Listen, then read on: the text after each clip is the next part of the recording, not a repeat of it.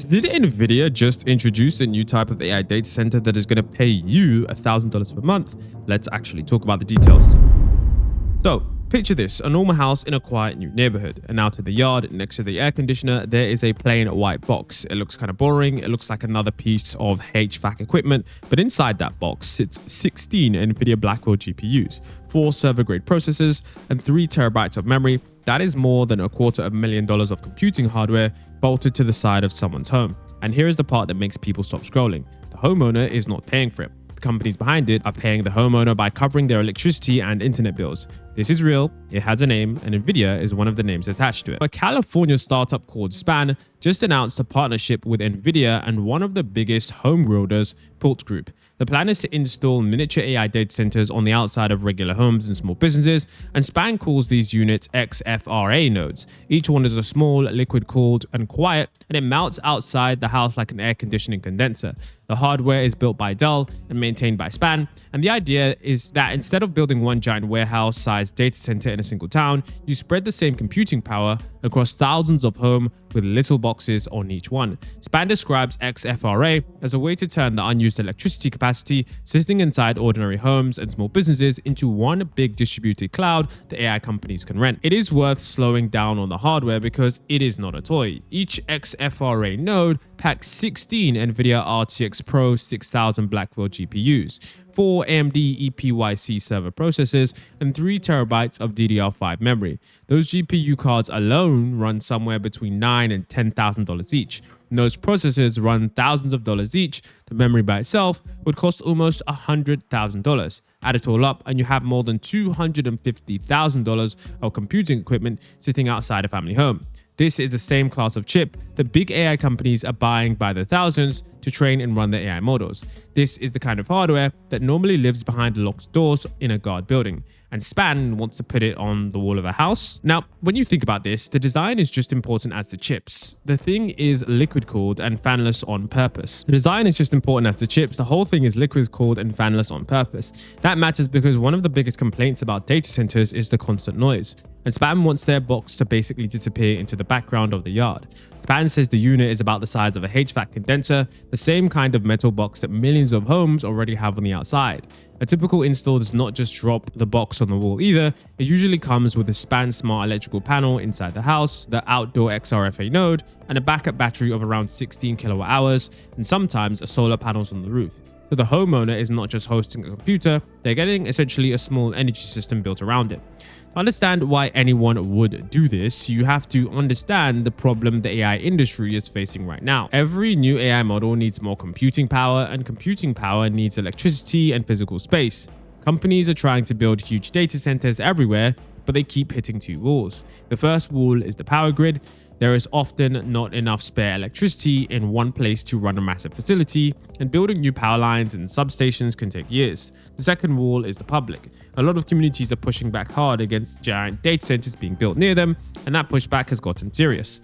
Now, this part is bigger than most people realize. Over the past 2 years, an estimated $64 billion of data center projects in the United States have been blocked or delayed because of local opposition. One tracker counted at least 142 activist groups across 24 states organizing to slow or stop these builds. And it's not a partisan thing. One poll found that 62% of Republicans and 76% of Democrats and 73% of independents think the cost of AI data centers outweighs the benefits. People complain about the noise that never stops, the water used for cooling, the strain on the local grid, the higher electricity bills, and the falling property values. Some neighbors living next to these facilities describe the constant low hum as shaking them to the core, the kind of sound you cannot escape even with the windows closed. Others worry about what running these places does to the air and the water table around them. And because so many of these projects need new substations and transmission lines, the cost of all of that gets passed on, which means even people who never wanted the data center can end up paying more on their own power bill. So the AI industry has a real problem. It needs to build faster than ever, and at the very same time, a growing number of towns are organizing specifically to make sure it cannot build near them. This is where Span's idea gets interesting. Span is a smart electrical panel company. Their main product is a panel that sits in your home and watches how you use your power. and they noticed something. The average American home only uses about 40% of the electricity capacity it actually has available. The other 60% just sits there unused most of the time. And Span's argument is simple. That spare capacity is already there, already connected to the grid, already paid for in terms of infrastructure. So instead of waiting years to build newer power lines for big data centers, why not tap into the unused power that millions of homes are already sitting on? The smart panel can detect the headroom and safely route it to the box outside without tripping your breakers or leaving you in the dark. Now for the question everyone wants answered. What is in this for you, the homeowner? And this is where I have to be a little bit careful because there are some big numbers floating around online. The deal that Span has actually described in public works like this. So Span will pay your electricity bill and your internet bill directly, and in exchange, you pay Span one low flat fee every month. The example Span has given is around $150 a month, which is about half of what the average American pays for electricity and internet combined. And in some cases, Span says there may be no fee at all. So the realistic confirmed benefit is not a fact check in your mailbox. It's a much smaller utility bill plus a backup battery and sometimes solar panels included in the setup. For a new home buyer, all of that gets built in during construction, so there's nothing else to install later. Now, you may have seen claims online that hosting one of these boxes could put around $1,000 a month in your pocket, and I want to flag that clearly. That figure is an estimate floating around social media, and it is not the deal that Span has officially described. What Span has actually committed to publicly is paying your power and internet and then charging you a low flat fee, roughly half your normal bill. Could the payout model change as this scales up and as homeowners ask for a bigger cut? Maybe, but right now, treat the $1,000 number as an unconfirmed guess and not a promise. The confirmed win is a smaller bill and a free backup power, not rent money. It is always worth separating what a company has actually signed up to from what people online are predicting. So why is this a big deal beyond a few houses in a test program?